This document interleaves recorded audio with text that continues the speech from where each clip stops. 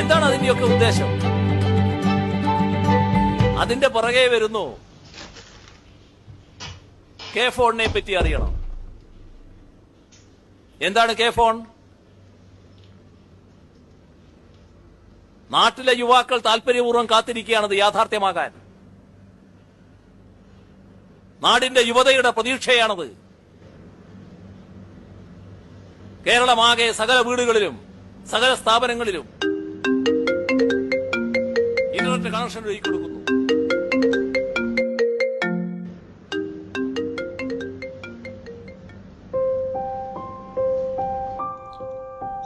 അമ്മേ. മോനെ, എന്താ ഇന്നലെ വിളിക്കാഞ്ഞേ?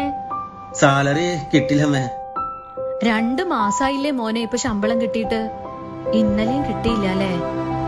അമ്മയ്ക്ക് മരുന്നിനുള്ള പൈസ ഉണ്ടാ?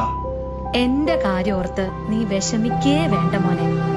പ്രദീപിന്റെ മോനില്ലേ, നമ്മുടെ വൈഷ്ണവ്, അവൻ എല്ലാ മാസവും അമ്മയുടെ വാർദ്ധക്യ പെൻഷൻ മുടങ്ങാതെ കൊണ്ടു തരുന്നുണ്ട്. അവൻ ഇത്തവണ ഇലക്ഷന് മത്സരിക്കുന്നുണ്ട്, LDFന്റെ സ്ഥാനാർത്ഥിയായിട്ടേ. ഈ ലോക്ക്ഡൌൺ സമയത്ത് അമ്മയെ പോലുള്ള പ്രായമായ ആൾക്കാര് വീട്ടില് തനിച്ചായിട്ട് പോലും ഒരു ബുദ്ധിമുട്ട് അറിഞ്ഞിട്ടില്ല കുട്ടി. ഭക്ഷണത്തിനോ മരുന്നിനോ ഒന്നിനും എല്ലാത്തിനും നല്ല ചുറുചുറുക്കുള്ള പിള്ളേരുണ്ട് സഹായിക്കാൻ.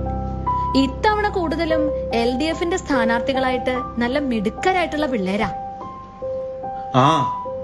അത് കേൾക്കുമ്പോ തന്നെ ഭാഗ്യം. ഞങ്ങൾക്ക് ഏറ്റവും അഭിമാനം തോന്നുന്നത് നമ്മുടെ ഈ സർക്കാരിന്റെ ഈ പ്രവർത്തന. അമ്മ തങ്കമ്മനോടും കുട്ടികളോടും എല്ലാവരോടും പറയണം, വോട്ട് LDFന് ചെയ്യാം. അത് പിന്നെ നീ പ്രത്യേകം പറയണോ?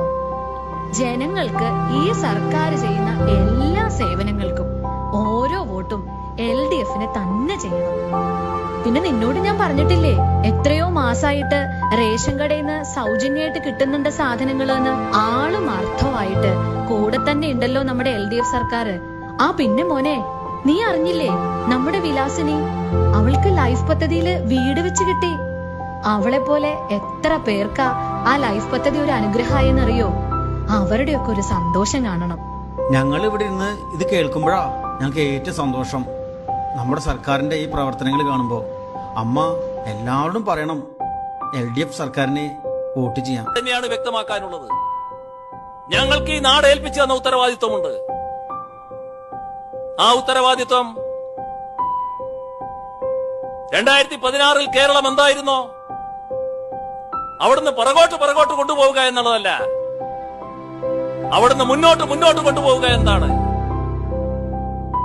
ആ ഉത്തരവാദിത്വമാണ് ഞങ്ങൾ നിറവേറ്റുന്നത്.